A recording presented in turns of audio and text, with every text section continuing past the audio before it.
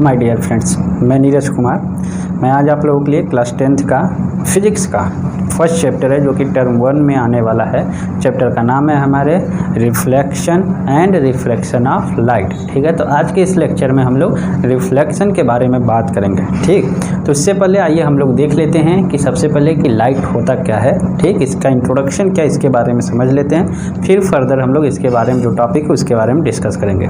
ठीक है, तो चलिए चैप्टर स्टार्ट करने से पहले आप लोगों को क्या करना है, मेरा चैनल लाइक, सब्सक्राइब और शेयर कर देना है। ओके, तो आइए हम लोग पहले इंट्रोडक्शन की बात कर लेते हैं कि इंट्रोडक्शन है क्या इस चैप्टर में। ठीक है, तो जैसा कि हमारा चैप्टर है, चैप्टर का नाम क्या है, reflection and refraction of light. ठीक है, इंट्रोडक्शन क्या है, light is a form of invisible energy which produce the sensation of site. ठीक है, तो लाइट होता क्या है, एक इनविजिबल फॉर्म ऑफ एनर्जी होता है जो कि ऐसी एनर्जी है जो हमें दिखाई नहीं देती है और लाइट के ही वजह से हम लोग चीज़ों को देख सकते हैं। ठीक है, तो बात करते हैं हम लोग कि सोर्स ऑफ एनर्जी क्या है। ठीक है, तो सोर्स ऑफ एनर्जी के पे बेस्ड है हमारे दो तरह के ऑब्जेक्ट होते हैं। एक तो वो होता है जिससे लाइट निकलती है, जो लाइट इमिट करता है जो ऑब्जेक्ट, ठीक है, उसे हम लोग क्या बोलते हैं, लुमिनस ऑब्जेक्ट। और दूसरा है हमारा क्या, नॉन लुमिनस ऑब्जेक्ट, मतलब जो लाइट इमिट नहीं करती है। ठीक है, वो ऑब्जेक्ट हमें दिखाई देता है, क्यों, क्योंकि लाइट उसके ऊपर पड़ती है और वो ऑब्जेक्ट उस लाइट को बैक करता है हमारे आइज तक,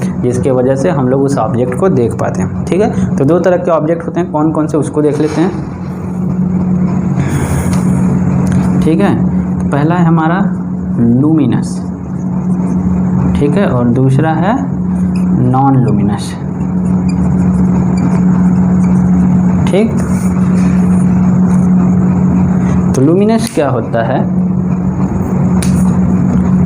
the object which emit light. ठीक है, वो ऑब्जेक्ट जो लाइट को इमिट करता है। और non luminous, the object which does not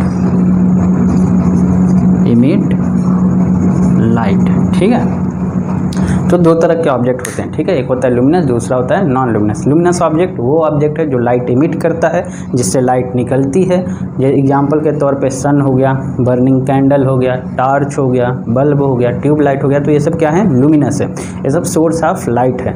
दूसरा है हमारा नॉन लुमिनस ऑब्जेक्ट, जैसे कि टेबल, चेयर, फर्नीचर, ठीक है, वॉल, ये सब क्या है, नॉन लुमिनस ऑब्जेक्ट है, इससे लाइट इमिट नहीं होती। ठीक है, तो हम लोगों ने पढ़ लिया दो तरीके के ऑब्जेक्ट, लुमिनस और नॉन लुमिनस। ठीक है, और लाइट क्या होता है, light is a form of energy, invisible form of energy which produce sensation to our eyes. ठीक है, जिसकी वजह से हम लोग चीज़ों को देख पाते हैं। ओके, तो आइए अब हम लोग बढ़ते हैं आगे।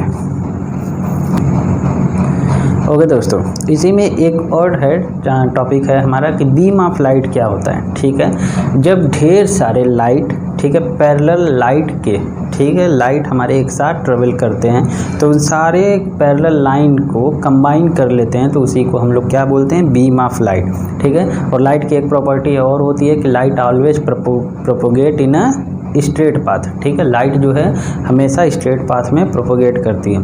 दूसरा क्या है कि लाइट को ट्रेवल करने के लिए किसी मीडियम की ज़रूरत नहीं पड़ती, ना तो उसे सॉलिड मीडियम चाहिए, ना लिक्विड चाहिए, ना ही तो गैस चाहिए। ठीक है, तो लाइट हमारा वैक्यूम में भी ट्रेवल कर सकता है। ओके, तो आइए अब हम लोग अगले टॉपिक की तरफ बढ़ते हैं। अगला टॉपिक हमारा क्या है, रिफ्लेक्शन ऑफ लाइट। ओके दोस्तों, हमारा नेक्स्ट टॉपिक क्या है, रिफ्लेक्शन ऑफ लाइट। ठीक है, तो रिफ्लेक्शन ऑफ लाइट क्या होता है, पहले उसका हम लोग डिफिनीशन देख लेते हैं कि रिफ्लेक्शन ऑफ लाइट क्या है, द प्रोसेस ऑफ रिटर्निंग और bouncing back the light to the same medium after striking a surface is called reflection of light. ठीक है, जब भी कोई लाइट हमारा, ठीक है, किसी सरफेस पे स्ट्राइक करता है और स्ट्राइक करने के बाद उसी मीडियम में वापस लौट करके चला आता है, ठीक है, तो इसी फिनोमेनन को हम लोग कहते क्या है, रिफ्लेक्शन ऑफ लाइट। ठीक है, और जो जिस सरफेस से वो स्ट्राइक करता है उस सरफेस को हम लोग क्या बोलते हैं, रिफ्लेक्टर। ठीक है, फिर से सुनिए, जिस सरफेस से वो स्ट्राइक करता है उस सरफेस को हम लोग क्या बोलते हैं, रिफ्लेक्टर। ठीक है, तो ये तो हो गई हमारी डिफिनीशन की रिफ्लेक्शन ऑफ लाइट होता क्या है, रिफ्लेक्टर क्या होता है। ठीक है, आइए अब हम लोग फटाफट एक एक टर्म की डिफिनीशन जान लेते हैं, जैसे कि इंसिडेंट रे क्या होता है, नॉर्मल क्या होता है, रिफ्लेक्टेड रे क्या होता है, एंगल ऑफ इंसिडेंट क्या होता है, एंगल ऑफ रिफ्लेक्शन क्या होता है। ठीक है, तो आइए फटाफट इस सब चीज़ों को समझते हैं और इसका डिफिनीशन देखते हैं।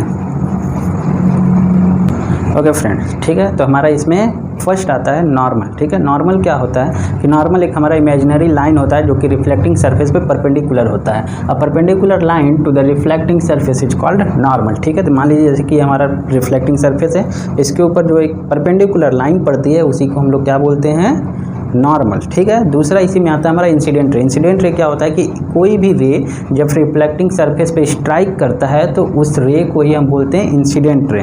थर्ड इसी में आता है हमारा रिफ्लेक्टेड रे। रिफ्लेक्टेड रे वो रे होती है जब हमारा इंसिडेंट रे सरफेस से स्ट्राइक करता है और स्ट्राइक करने के बाद बैक हो जाता है, रिफ्लेक्टेड बैक हो जाता है या बाउंस बैक हो जाता है, तो उस बाउंस बैक रे को ही हम लोग क्या बोलते हैं, रिफ्लेक्टेड रे बोलते हैं। ठीक है, तो ये हम लोगों ने नॉर्मल देख लिया, इंसिडेंट रे देख लिया और रिफ्लेक्टेड रे देख लिया। तो बड़े ध्यान से इसका डेफिनेशन लिखिए क्योंकि इसका डेफिनेशन एग्जाम में पूछा जाता है। अब हम लोग देख लेते हैं कि एंगल ऑफ इंसिडेंट क्या होता है और एंगल ऑफ रिफ्लेक्शन क्या होता है।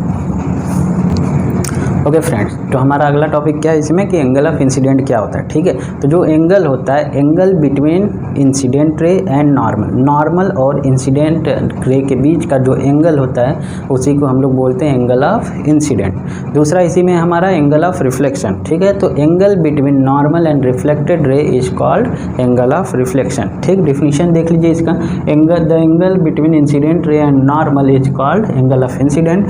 एंगल ऑफ रिफ्लेक्शन क्या है, the angle between normal and reflected ray is called angle of reflection. ठीक है, तो इन दोनों को बड़े ध्यान से समझिएगा। ठीक है, पहला इंसिडेंट रे और नॉर्मल के बीच का जो एंगल होगा उसे हम एंगल ऑफ इंसिडेंट कहते हैं। नॉर्मल और रिफ्लेक्टेड रे के बीच का जो एंगल होगा उसे बोलते हैं एंगल ऑफ रिफ्लेक्शन। तो बड़े ध्यान से समझिएगा क्योंकि इस पर हमेशा क्वेश्चन आते हैं और खास करके एमसीक्यू क्वेश्चन में इससे ज़्यादा बनते हैं। ठीक है, तो आप लोग का एमसीक्यू एग्जाम होना है तो बड़े ध्यान से इस टॉपिक को समझिए।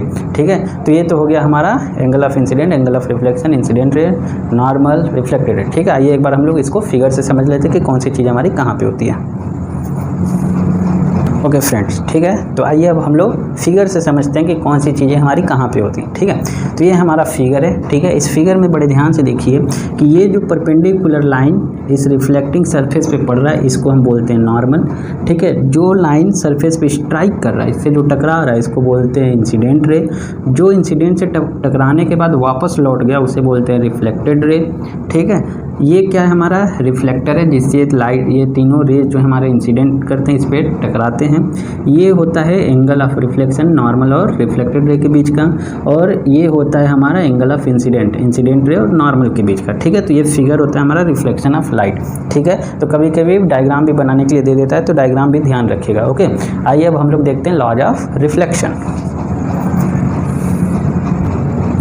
ओके दोस्तों, तो अब हम लोग को पढ़ना क्या है, लॉज ऑफ रिफ्लेक्शन। ठीक है, तो जो लाइट हमारा ट्रेवल करता है, जो रिफ्लेक्शन ऑफ लाइट होता है वो कुछ सर्टेन लॉज को फॉलो करता है। ठीक है, तो इसमें हमें दो लॉज पढ़ने हैं। पहला लॉ हमारा ये कहता है कि angle of incident is always equal to angle of reflection.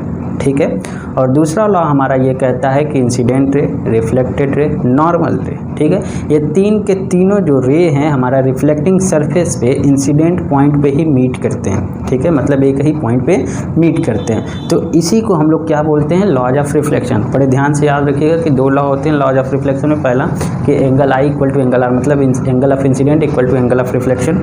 दूसरा लॉ हमारा ये कहता है कि इंसिडेंट रे, रिफ्लेक्टेड रे और नॉर्मल तीनों एक ही प्लेन पे इंसिडेंट पॉइंट ऑफ इंसिडेंट पे मीट करते हैं, लाई करते हैं। ठीक है, तो ये दोनों लॉ भी एग्जाम में पूछे जाते हैं। ओके दोस्तों, तो हम लोगों ने लॉज ऑफ रिफ्लेक्शन भी कंप्लीट कर लिया। तो आज के इस लेक्चर में हमने क्या क्या पढ़ा, लाइट क्या होती है, कैसे प्रोपोगेट करती है। ठीक है, फिर उसके बाद हमने पढ़ा कि ऑब्जेक्ट लुमिनस होता है, नॉन लुमिनस होता है। फिर उसके बाद रिफ्लेक्शन ऑफ लाइट में incident ray, normal, reflected ray, angle of incident, angle of reflection पढ़ा, और लॉज ऑफ रिफ्लेक्शन पढ़ा। उसमें भी दो तरह के लॉ होते हैं, वो भी हमने पढ़ा कि angle I equal to angle R होता है, और इंसिडेंट रे, नॉर्मल रे और रिफ्लेक्टेड ये तीनों एक ही प्लेन पे एक ही पॉइंट पे मीट करते हैं। तो आज के लेक्चर में बस इतना ही हम लोग पढ़ेंगे, और आने वाले लेक्चर में हम लोग इसके आगे के जो टॉपिक हैं, जैसे कि इमेज के कितने तरह के होते हैं, उसके बाद स्फेरिकल मिरर की क्या क्या प्रॉपर्टीज होती है, कैसे वो इमेज फॉर्म बनता है। ठीक है, वो सब चीज़ें पढ़ेंगे हम लोग। ठीक है, तो आज के लेक्चर में हम लोग इतना ही करते हैं। तब तक के लिए आप लोगों को क्या करना है, मेरा चैनल लाइक, सब्सक्राइब और शेयर कर दीजिए। मिलेंगे हम लोग नेक्स्ट वीडियो में, तब तक के लिए बाय बाय।